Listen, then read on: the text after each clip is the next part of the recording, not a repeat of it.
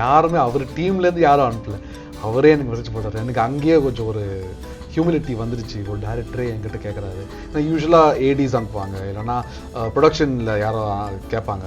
So இங்கே வந்து டேரக்டரே வந்து கேட்குறாரு. சார் பாலாஜி சார், நீங்க வந்து உங்களை பத்தி சொல்லவே வேணாம். நீங்க வந்து காதல் கோட்டை சொல்லவே வேணாம், இன்னும் பண்ணவே வேணாம். காதல் கோட்டை தான் என்னோட ஃபர்ஸ்ட் ஃபிலிம். அதில் கவலைப்படாத சகோதரா சிகப்பில் உலகம் பண்ணேன். அதுலேருந்து காலமெல்லாம் காதல் அழகாக, ஜெயமில் திருவிழா சாங் பண்ணேன். அப்புறம் தீனாவில் வந்து அந்த பீச் சாங் பண்ணேன். அப்புறம் அழகி, சொல்ல மறந்த கதை, தென்றல். சார் நிறைய ஹிட்ஸ் இல்லை சார், எல்லாமே ஹிட்ஸ் தான்.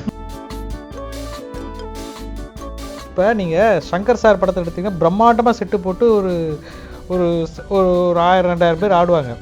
சலங்கை ஒளி படம் பார்த்தீங்கன்னா ஒரே ஒரு கிணத்து மேலே நின்று தான் ஆடுவார். அந்த பிரம்மாண்டம் இதில் இருக்கும். கிணத்துல உழுந்துட போகிறாரு, ட்ரிங்க்ஸ் அடி ஆடுற.